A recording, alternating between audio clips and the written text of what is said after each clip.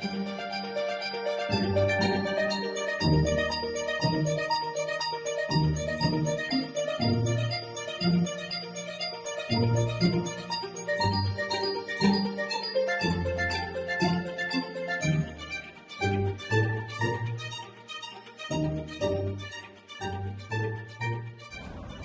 we are over here at Jersey Street between Diamond and Castro at 475 Jersey Street.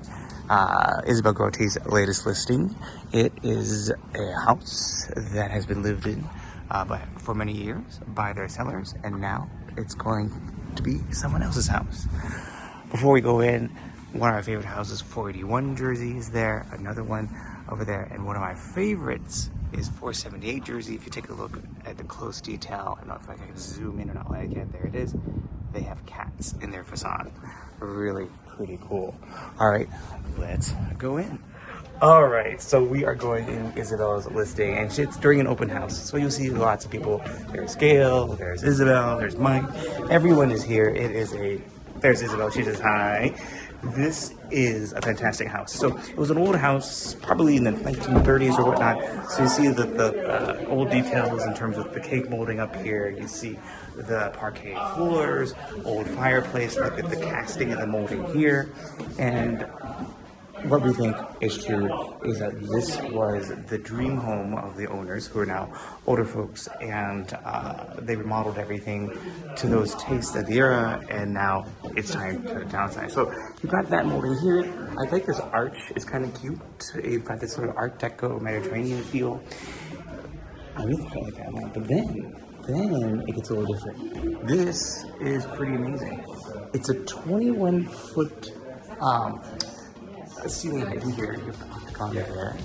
You have this little mezzanine, which you'll see here, and then you have your kitchen.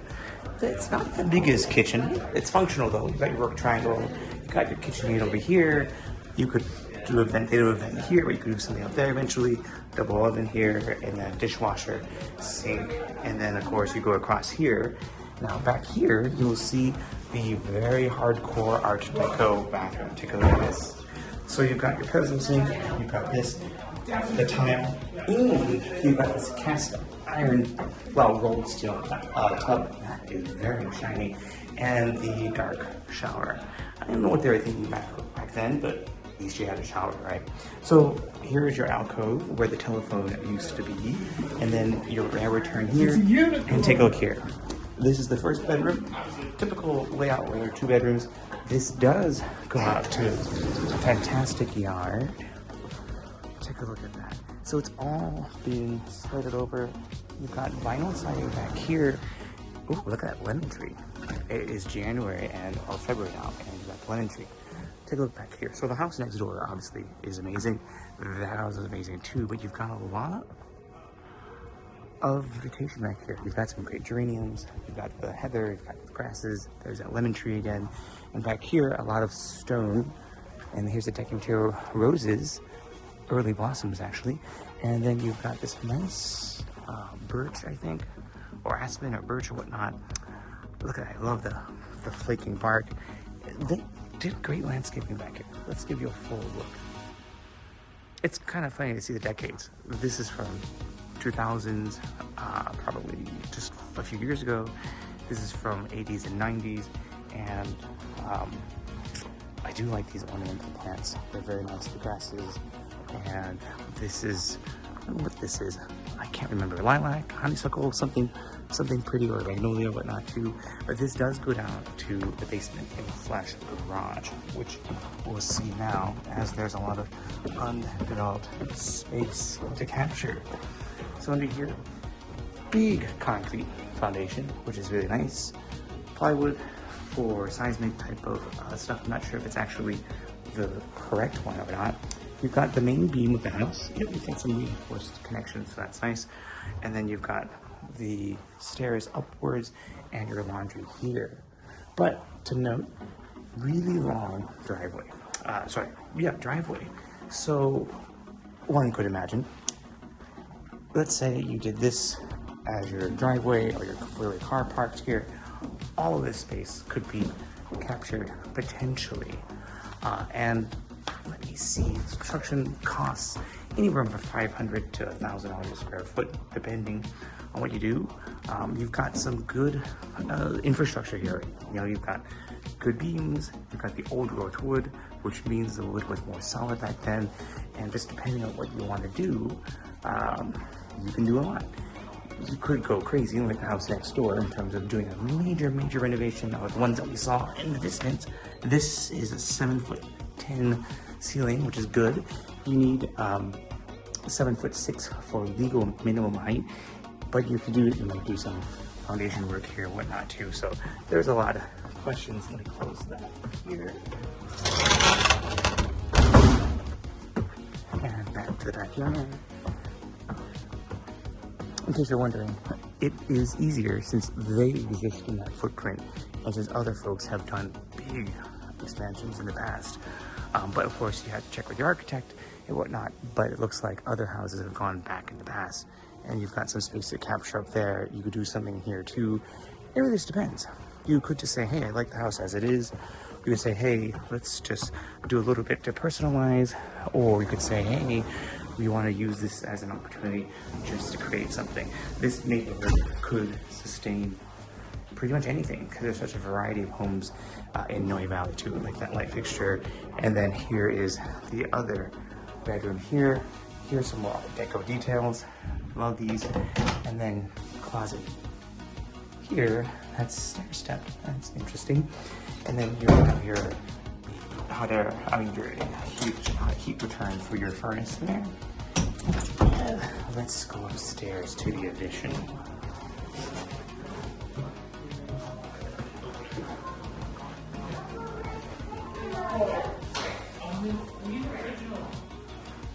So, up the stairs we go. And welcome to a different era. So here, we've got the pitched roof, that's about 11 feet. The ceiling downstairs is about 8'5", by the way. We measured earlier. You've got this nice window here. That does look south. West is that way. Little wet bar area here. I like these shelves. Concealed doors. They are underrated. Oh my, that is really cool. Talk about subtle laughter. That's something. Okay, so let's go to the front. Big bay window here. Fireplace here. Oh, you've got a little patio here. That's kind of neat. Let's see if yep. Oh, there's where that octagon is. And then over here, of course, they're a big building with some modern sort of building materials and paneling. And that's what that is us blocking the driveway. Oh no, we didn't block the driveway. We just took a parking space up front. You got a little drain here. So, you know, rainwater can go in here. And like we said, here is your primary suite. 2 bedrooms on here. This is the third, and this is pretty extraordinary when you see the bathroom. So this used to be a hall of mirrors, which Isabelle said they did get rid of, and we'll see here. Can I come in real quick? Can I look in there real quick? Oh yeah. Sorry, thanks. Oh wow, that's amazing tile. And that's crazy. And wow, so I think they like this color scheme. Glass block tile here. They really, I guess, continue that theme, and that's out there. I'm not sure about the placement of this jacuzzi and that, but and shower and window. But you know, to each their own. Maybe they do like mirrors. So anyway, that is the extent of this home at 475 Jersey with my friend Isabelle. As you can see, it's really popular. It's Tuesday at 6 o'clock, and you see there's so many folks here too. Dramatic space, great location in this neighborhood. Let's go here. I'm gonna show you up here. The Noe Valley Library is just literally 4 or 5 houses down. That house, like we said, is our favorite with all the millwork and whatnot too. Modern house here, modern house there. Twin Peaks is up there.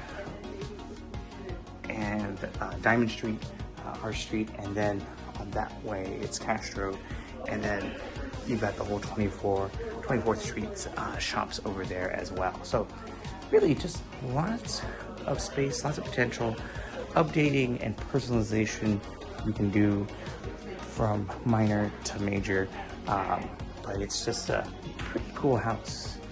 All right, thanks for watching. Be sure to subscribe, and we will see you at the next one. Take care.